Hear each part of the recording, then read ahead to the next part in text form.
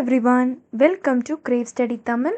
இந்த வீடியோவில் நம்ம என்ன பார்க்க போகிறோன்னா ரொம்பவே இம்பார்ட்டண்டான கொஷின் பேப்பர்ஸ் தான் பார்க்க போகிறோம். மேக்ஸ் எக்ஸாம் 10th ஸ்டாண்டர்டுக்கு இந்த கொஷின் பேப்பர்ஸ்லாம் நீங்கள் தரவாக உங்கள் எக்ஸாமுக்கு முன்னே பார்த்தீங்கன்னா ப்ராக்டிஸ் பண்ணிங்கன்னா, எஸ்பெஷலி ப்ராக்டிஸ் தான் பண்ணிங்கன்னா அழகாக நீங்கள் வந்து உங்களோட மேக்ஸ் எக்ஸாமை அப்ரோச் பண்ணலாம் எந்தவித பயமும் இல்லாமல். ஓகேவா? வாங்க ஃபஸ்ட்டு பேப்பர் பார்ப்போம். இங்கே பார்த்தீங்கன்னா பார்ட் 1ல் உங்களுக்கு என்ன கொடுத்துருக்காங்கன்னா 1 மார்க்ஸ் வரும். ஓகேவா? இது ஃபுல்லாக 14 மார்க்ஸ்க்கு வரும். புக் பேக்கில் இருக்கிறத நீங்கள் சால்வ் பண்ணி பாருங்கள். சப்போஸ் என்னால் சால்வ் பண்ண முடியாது, நான் வந்து படிச்சிருக்கேன், ஏதாச்சும் ட்ரிக்ஸ் யூஸ் பண்ணியிருக்கேன்னா ஓகே, நோ ப்ராப்ளம், அதை நீங்கள் ஃபாலோ பண்ணிக்கோங்க. ஆனால் ஒரு 2 டைமில் நமக்கு என்ன பண்ணுவாங்கன்னா இந்த மாதிரி நம்பர்ஸை மாற்றி கொடுப்பாங்க. ஏன்னா ஒர்க் அவுட் பண்ணி தான் போடுறோமா இல்லையான்ட்டு. ஸோ அதில் ப்ராப்ளம் வரும். சென்டம் ஸ்கோர் பண்ண முடியாது. ஓகேவா? உங்களுக்கு டஃப்பாக இருந்துச்சுன்னா அதை ஓகே ஃபாலோ பண்ணிக்கோங்க. அதே மாதிரி இந்த மாதிரியான தியரிட்டிக்கல் கொஷின்ஸ்லாம் வரும். இந்த மாதிரி கொஷின்ஸ்லாம் நமக்கு வந்து இம்பார்ட்டண்டான நோட்ஸ் இருக்குல்ல, அந்த ஏரியாலேருந்து வரலாம். டார்க்காக வந்து போல்டு லெட்டர்ஸில் இருக்க டாப்பிக்லேருந்து வரலாம். ஓகேவா? ஸோ இதை நீங்கள் இந்த மாதிரி அப்ரோச் பண்ணி படிச்சுக்கோங்க. அடுத்து நெக்ஸ்ட் பார்ப்போம். பார்ட் 2ல் நமக்கு என்ன கேட்டிருக்காங்கன்னா 10 மார்க் கொஷின்ஸ் வந்திருக்கு. 10 கொஷின்ஸ் தான் நம்ம ஆன்சர் பண்ண போகிறோம். இதில் 28 கொஷின் கம்பல்சரி. ஓகே, இது நீங்கள் எப்படி பார்த்தீங்களோ அதே மாதிரி சம்ஸ் எல்லாம் போட்டு பார்த்துக்கோங்க. இங்கே கொடுத்துருக்க சம்ஸ் எல்லாம் ரொம்ப இம்பார்ட்டண்டான மார்க் பண்ணி வச்சு போட்டு பாருங்கள் அகெயின் அண்ட் அகெயின். அடுத்து ஏதாச்சும் நியூவான கொஷின் நீங்கள் இதில் பார்த்தீங்கன்னா அதை மார்க் பண்ணி வச்சுக்கோங்க. பண்ணி வச்சுட்டு அது கொஞ்சம் ரிப்பீட்டடாக ப்ராக்டிஸ் பண்ணி பாருங்கள். சப்போஸ் அதில் அதே மாதிரி மாடலில் இன்னொன்று கூட கேட்கலாம். அடுத்து பார்ட் 3ல் இதுலேயும் நம்ம வந்து 10 கொஷின்ஸ் தான் ஆன்சர் பண்ண போகிறோம். 48 கொஷின் வந்து கம்பல்சரி. உங்களுக்கு இந்த வீடியோ யூஸ்ஃபுல்லாக இருந்துச்சுன்னா மறக்காமல் நம்ம சேனலை சப்ஸ்கிரைப் பண்ணிக்கோங்க. ஏதாச்சும் டவுட்ஸ்னாலும் கேளுங்க, நான் உங்களுக்கு கமெண்ட் செக்ஷனில் ஆன்சர்ஸ் வந்து சொல்கிறேன். ஓகே, இந்த மாதிரி தான். இதை சைட் பை சைட் நான் உங்களுக்கு வந்து சில டிப்ஸ் எல்லாம் கொடுக்குறேன், எப்படி வந்து ஃபாலோ பண்ணணுன்னு. நீங்கள் உங்களோட ரிவிஷன் எக்ஸாம்ஸ்லேயோ ஆர் ஹாஃப் இயர்லி எக்ஸாம்ஸ்லேயோ கொஞ்சம் டீவியேஷன் இருந்துச்சுனாலும் நோ ப்ராப்ளம், அழகாக அதை நம்ம திருத்திக்கலாம் இந்த சாலிட் டைமில்.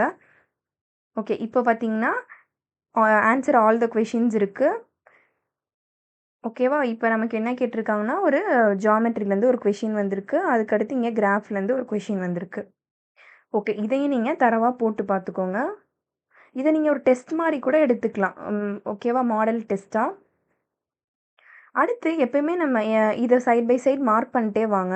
நான் உங்களுக்கு என்ன சொல்கிறேன்னா, இப்போ மேக்ஸ் எக்ஸாமுக்கு வந்து நாளான்னைக்கு இருக்குது அப்படின்னா நீங்கள் என்ன பண்ணிக்கோங்க, நாளைக்கு நீங்கள் சம்ஸ் எல்லாம் போட்டு பாருங்கள். ஓகே, இன்னைக்கு நைட்டு ஆர் இன்னைக்கு ஃபுல்லாக என்ன பண்ணலான்னா, நீங்கள் கிராஃப்ஸ் அண்ட் ஜாமெட்ரி இருக்குல்ல, எக்ஸாம்பிள் சம், அடுத்து எக்ஸசைஸ் சம்ஸ், ப்ளஸ் நீங்கள் வந்து நியூவாக ஏதாச்சும் கொஷின் வந்திருக்கலாம்ல, இந்த கொஷினையும் சேர்த்து நீங்கள் ப்ராக்டிஸ் பண்ணணும் கண்டிப்பாக. ப்ரொசீஜர் வந்து ஓனாக எழுதுறது தான் எப்பயுமே, அதனால் நோ ப்ராப்ளம். நீங்கள் ப்ரொசீஜர் ஒரு தடவை எழுதி பார்த்துக்கோங்க. நிறையா தடவை எழுதி பார்த்துருப்போம், இருந்தாலும் ஒரு தடவை எழுதி பார்த்துக்கோங்க. ஜஸ்ட் நம்ம கான்ஃபிடென்ஸ் கிடைக்கும். அடுத்து நம்ம என்ன பண்ணணும்னா, கண்டிப்பாக அந்த டயக்ராம்ஸை நம்ம வரைஞ்சி பார்த்துக்கிட்டே இருக்கணும். அப்போ தான் எக்ஸாமில் அந்த ஃப்ளோ வரும். பதற்றம் இருக்கும் தான் எப்பயுமே எக்ஸாமில். அப்படி இருந்தால் கூட நம்ம அழகாக ஆல்ரெடி வரைஞ்சி பார்த்துருக்கோம்ல, ஸோ அழகாக நம்ம வரைஞ்சிடலாம். அதனால் இது கண்டிப்பாக பண்ணணும். எப்பயுமே graphs and geometry each and every question you have to practice. So இது ரொம்ப ரொம்ப இம்பார்ட்டண்டான திங் நான் உங்கள்கிட்ட ஷேர் பண்ணணும்னு நினச்சது. அடுத்து என்ன பண்ணணுன்னா, எப்பயுமே வந்து தியரம்லாம் இருக்குல்ல, தியரமில் வந்து இதான் படிச்சிருக்கேன் அப்படின்னா நியூவாலாம் போய் எதுவும் படிக்க தேவையில்ல. அந்த எக்ஸாம்ஸ்க்கு முன்னாடி நீங்கள் முன்னாடியே படித்து வச்சுக்கோங்க. எதெல்லாம் படிக்கலையோ அது கண்டிப்பாக படித்து வச்சுக்கோங்க. அதை என்ன பண்ணுங்கள், அதை ஒரு தடவை எழுதி பார்க்கலாம், இல்லைனா அந்த டயக்ராம்ஸ் ட்ரா பண்ணி பாருங்கள்.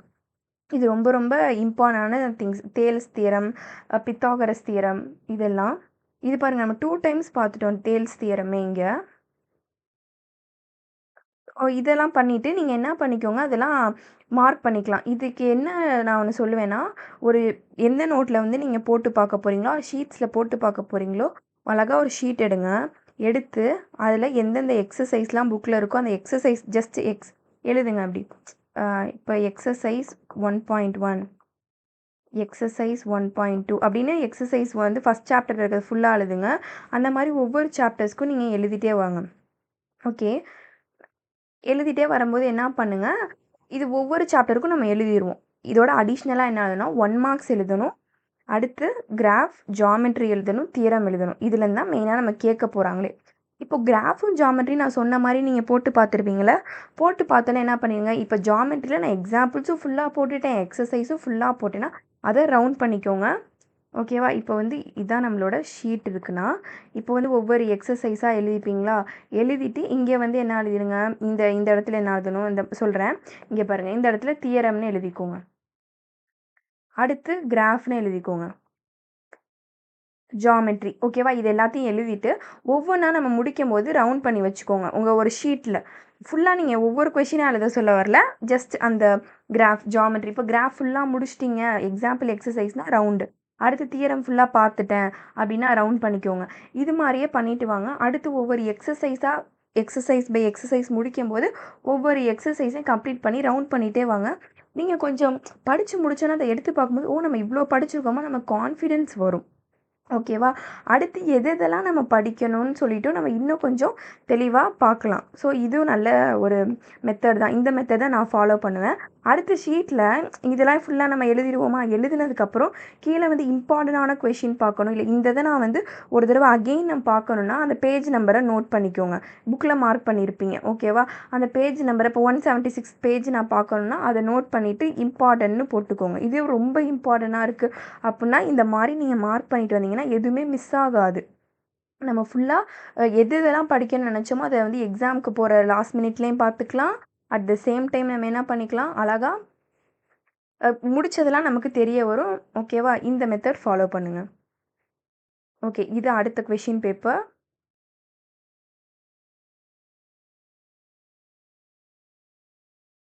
உங்களுக்கு ஏதாச்சும் டவுட்ஸ் இருந்துச்சுன்னா, மறக்காம கமெண்ட்ல லீவ் பண்ணுங்க. நான் உங்களுக்கு அதுக்கான ஆன்சர்ஸ் வந்து சொல்றேன்.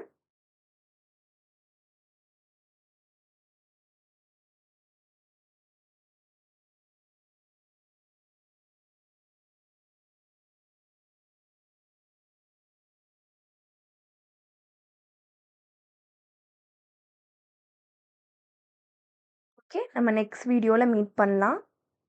உங்களுக்கு எந்த டவுட்ஸ்னாலும் கமெண்ட்ல லீவ் பண்ணுங்க. ஓகேவா? பாய்.